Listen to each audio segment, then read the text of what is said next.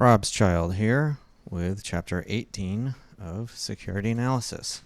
Nothing I say is investment advice, and my intention is to supplement the book and open it for discussion with commentary, not to replace any of the contents. So, Chapter 18, Protective Covenants and Remedies of Senior Security Holders. Senior securities, in this case, referring to bonds and preferred shareholders above the common stock being the senior securities.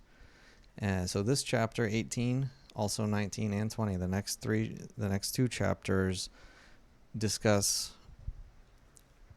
the rights of bonds and preferred shareholders against impairments. So when a company can't pay, what you gonna do? All right. And so this discusses how companies can deal with that situation. Again, mostly regarding to bankruptcy or other types of impairments of the security that you own. So the first point we're going to make in this chapter is that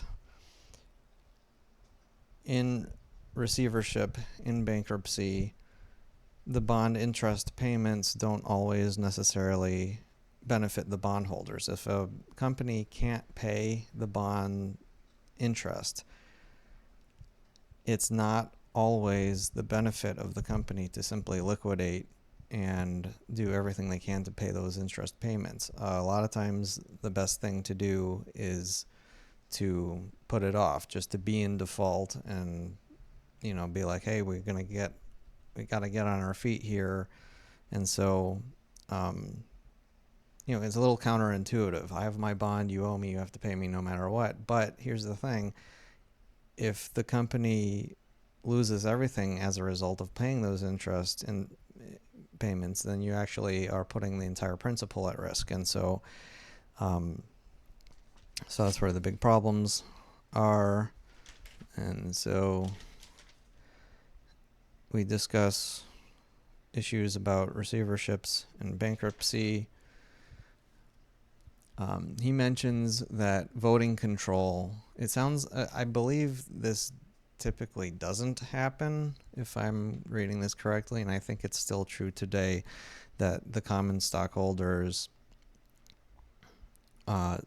still have their votes. They still own the company. They still get to decide what happens. But he says, he thinks that voting control should be given to bondholders before a temporary reduction of interest payments. So assuming that the company is like, hey, give us a chance, we're gonna pay you back, we're gonna be able to cover this, in that case, the bondholders, you think about it, like the bondholder should be compensated in some way. I mean, even if it's not, that doesn't necessarily result to anything different, the right should be given to the bondholders just because. And that makes sense.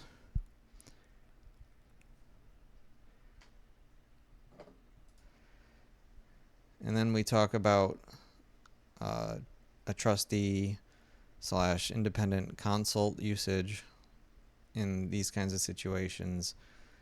So you have a fresh perspective, assumably someone that can help sort out the problems, that is not an owner of these securities, to help figure out what the agreements and rules can be. Third party judgment kind of a thing. That can make sense. And the last main thing I got out of this chapter was all about indentures, or the indentures or rules of debt instruments. So this chapter, I didn't take a whole ton of notes on this chapter. I didn't find there to be that was really the main points that I extracted out of it. If you have anything else to add about this chapter, please discuss in the comments below, or anything regarding anything I've said in this video. And with that, we will end chapter 18, Rob's Child.